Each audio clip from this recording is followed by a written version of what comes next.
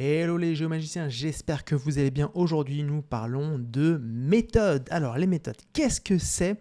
C'est assez simple. En vrai, on en a déjà utilisé des méthodes. Vous savez, quand on faisait appel aux premières lignes de notre data frame avec le point head parenthèse, et bien ça, c'est une méthode. Quand on a fait le point append pour ajouter un élément à une liste, c'était également une méthode.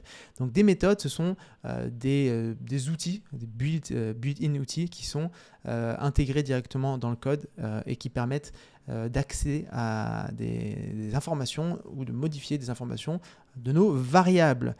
Voilà, et donc on dit souvent qu'on applique une méthode.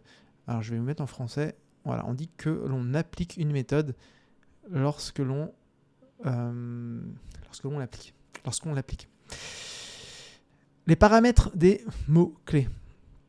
Donc la méthode, dans les parenthèses, on y met un paramètre. Donc par exemple dans le head, lorsque vous mettez rien, ça vous met les 5 premières lignes par défaut. Si vous mettez un paramètre comme n égale 10, ça va vous montrer les 10 premières lignes du data frame.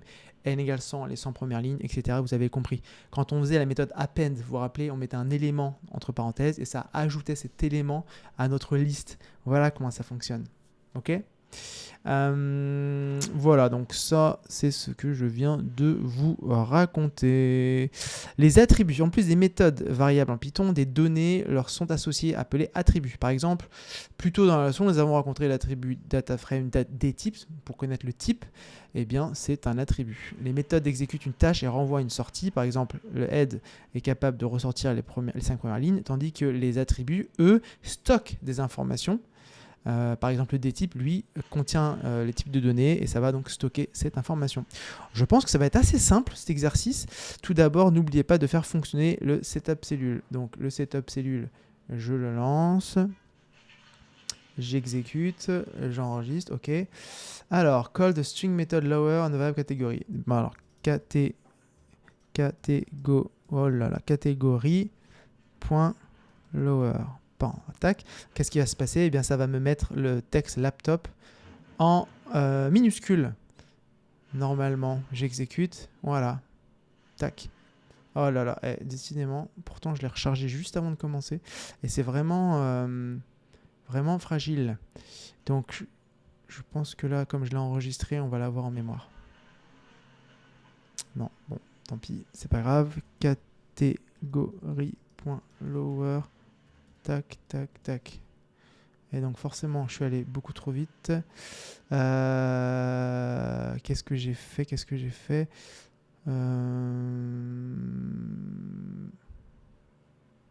Ah bah oui, j'ai pas lancé ça.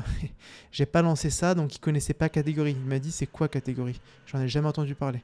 Voilà. Donc là, je lance et là, on est bon. J'enregistre et j'envoie. Voilà, le premier est bon. Ensuite, on va lancer la cellule pour voir ce qui se passe avec la méthode sort. Eh bien, on est parti, on lance la cellule ici et la méthode sort, eh bien, ça classe, du coup, finalement, dans l'ordre, les éléments de notre variable. Très bien. Ensuite, passe de boolean true. Donc, on va passer l'argument true des paramètres reverse pour sort. Donc, alors qu'est-ce que ça veut dire ça? Donc, catégorie sort. Donc ici, il faut que je lui mette en true, il m'a dit. Donc ça veut dire que je lui demande de me dire to the parameter reverse of sort.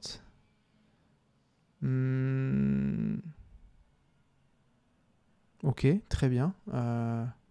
Ouais, non, je suis pas sûr d'avoir compris ce qu'il me demande là.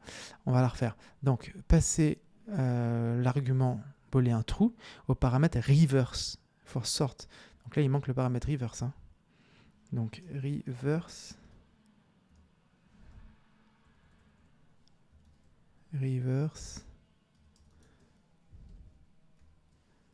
Est-ce que c'est ça qu'il veut? Tac, exécuter. Non, toujours pas. Je comprends pas ce qu'il veut. Donc la variable, c'est category count.